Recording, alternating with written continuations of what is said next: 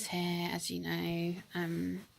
I thought I would do a update because it's been a really long time, and I think some of you may wonder where I'd gone and what was happening. I've got a phone appointment in 2 hours' time with a really amazing gastro doctor in London, Professor Aziz. It's an urgent one. I couldn't believe I got so quick. I only asked last week, and they even said, can you come the next day, which was like last week. And I just can't. I literally can't leave the house at the moment to get down to London to see him. Thank goodness he does phone appointments. Only if he thinks that they'd be okay though. Like if you're a new patient and it's really complex, then he tends to prefer to see you. But I've seen him once before, 2 months ago, so he knows my issues, and you have to pre-send to his secretary all correspondence, like any results that you've had from tests and as much info as you can, because the phone appointment's £150, and you have to pay that before you speak. So like I had to pay it yesterday. And he's going to call me around 6 o'clock and hopefully get things moving, because with my gastro stuff, I'll obviously do an update video on that once I've spoken to him, but basically nothing's really changed. In fact, my diarrhea, when I eat anything solid especially, and sometimes soft food still, is still bad. I've got no improvement, and my test results, like, I haven't even done a video on that yet about what's happened with those. I'll go into that later, but basically I have a phone appointment with him, and the reason I have a phone appointment is because I can't drive, I can't leave the house. So as you know, I had over a month ago I had the flu jab, and I had a really bad reaction to it with the pain, and then I spent weeks going backwards and forwards to my GP and having phone calls because of the pain in my neck and the pain in my head, my face, my jaw, just all my upper body, above my neck basically. And then through talking to people on forums that we felt it could be CCI because of my EDS. It could be sinus infection, given that it was in my head and on my face, and I've had obviously lots of sinus issues in the past. And it was really difficult, and the doctors just kept saying take the paracetamol, wait it out. Eventually a doctor, a more senior GP, basically referred me urgently to MSK at my local hospital, and that's over a week now and I've had nothing. They said that, they can assess you maybe for physio and for scans and things, but literally I don't want anyone to touch me at the moment. My neck is painful and it has flares still. But I ended up last Tuesday, just gone, I woke up and I couldn't move anything. I couldn't lift my head. I had so much pain in my head and my face that my jaw had swollen so much I couldn't talk. My head hurt. My neck was so stiff I couldn't move.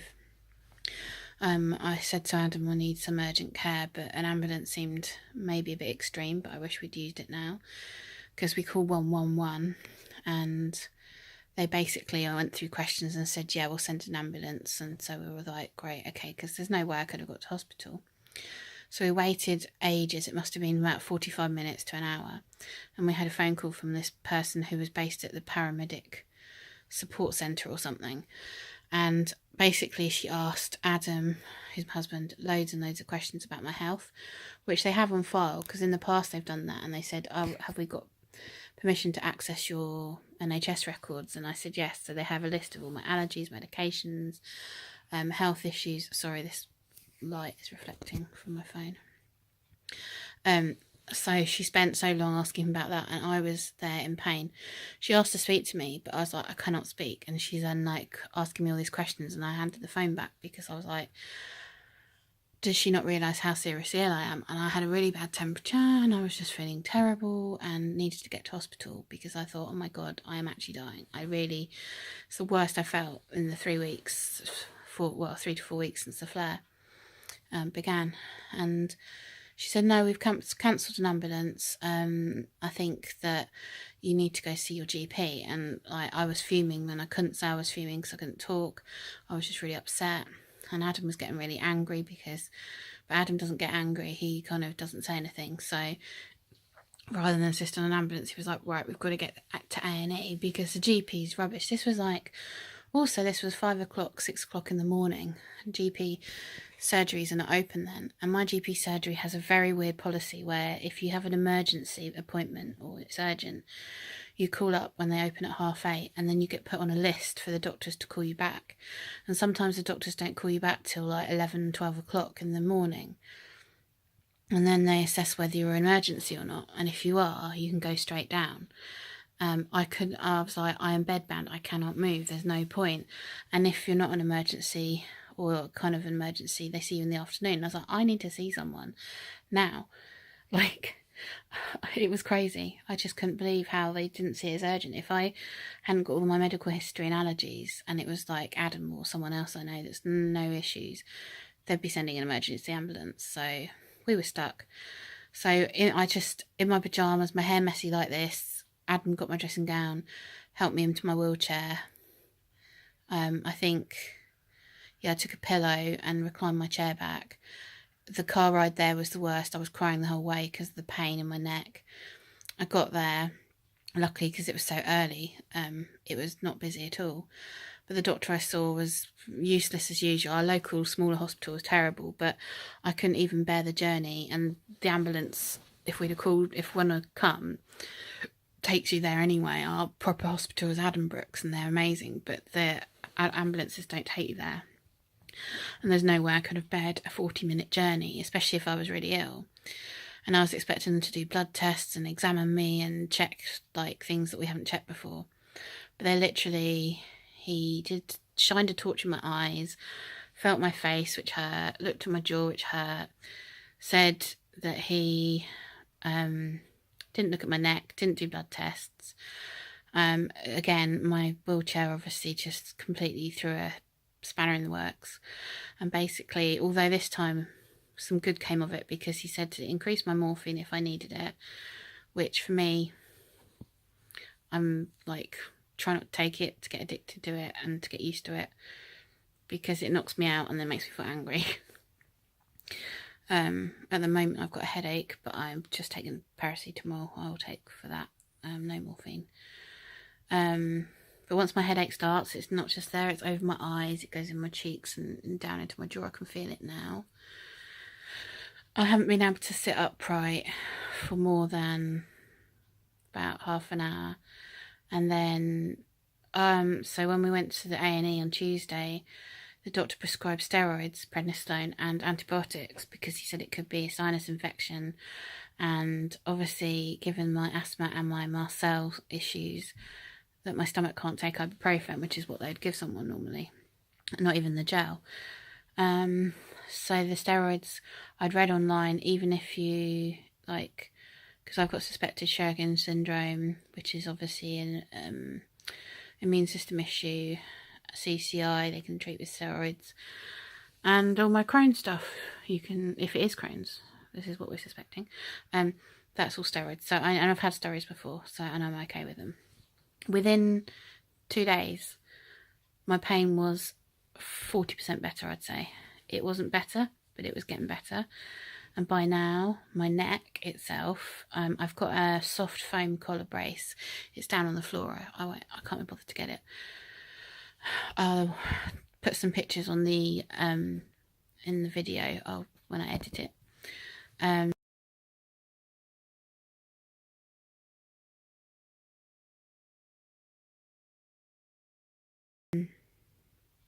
So the brace is helping to support my neck if I go out of my chair, anything bumpy, or if I'm a passenger in a car. If it hurts to sit up, then I tend to just come back and lie down here now, like I am.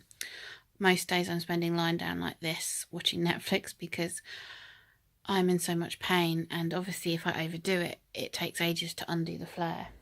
But I really feel like the steroids particularly have worked, because the pain in my face is much less. It's only if now, like, if I talk too much or if I do too many physical things, that things hurt more. So it's really bizarre. And what will be telling is today was the last day of the big dose of steroids. I had 8 5-milligram tablets, and tomorrow I go down to half that for a few days, and then half again, and then I'm off them. And the antibiotics, I think I've got another couple of days of those. But once I'm off both, if this pain gets worse again, we know that helped, then maybe they can look into why it's hurting, because I really don't see how physio is going to help. If it's CCI, then I'm in big trouble, because I've been on forums and it's in a way it's a relief, because people are describing exactly what I've had with trouble holding my head up and the pain in my head and my face and all that. At the same time, I don't want it, because I know it means that there's nothing much you can do, because in the UK there are no proper treatments, doctors, surgeries, nothing. There's nothing. You have to, you need surgery eventually. It gets worse and worse, and I don't want to be. I've already got my gastro issues, which are making me really unwell, and then to be stuck in bed all day, for me, it's very depressing, and it gets you psychologically a little bit fed up, because I want it, like tomorrow is the switching one of the Christmas lights in our town, and I wanted to go to that with the fireworks and stuff, but I really don't see how I'll be well enough to go, because I'll have to go on my own, because Adam's busy with doing the railway stuff, and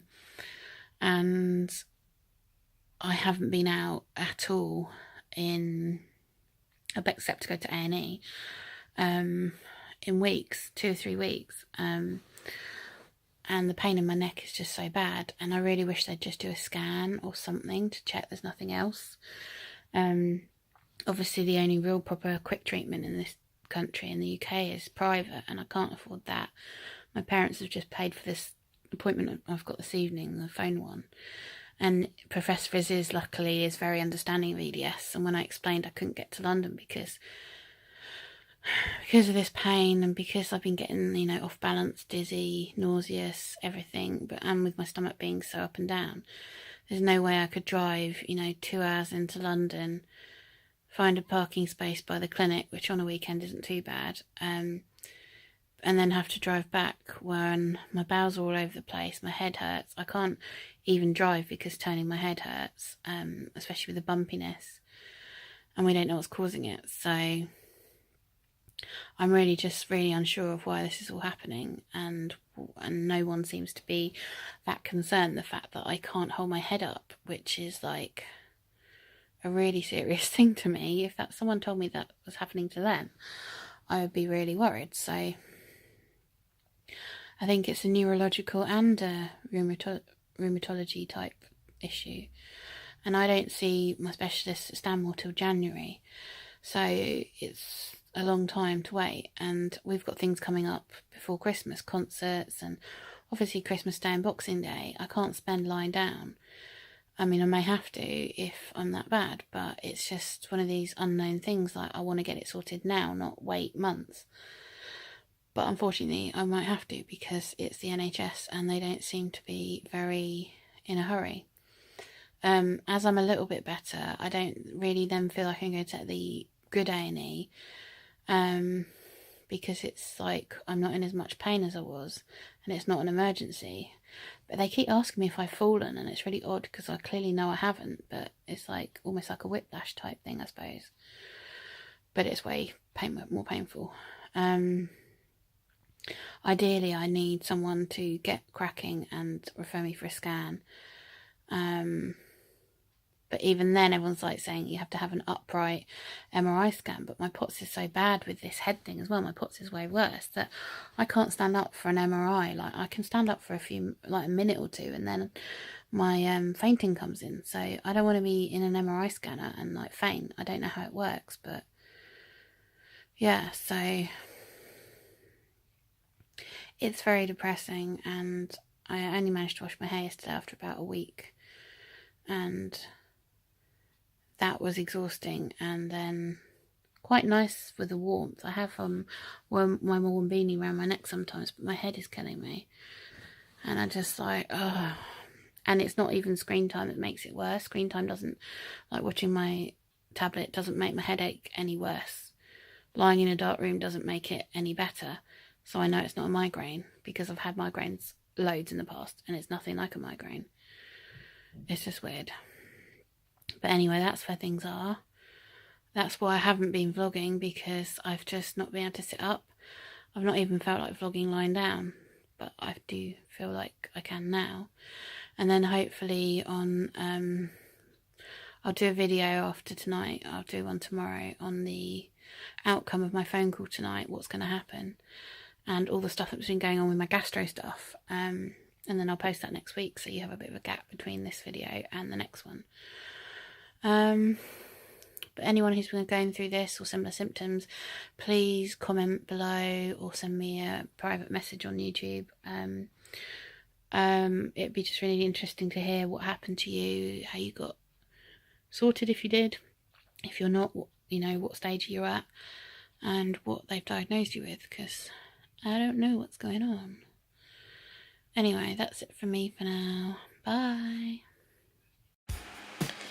Thanks for watching, everyone. Stay tuned and click the picture of me on the screen right now, and you can subscribe to my channel. Please like the video and click the bell notification if you want to know when my next videos are put onto YouTube.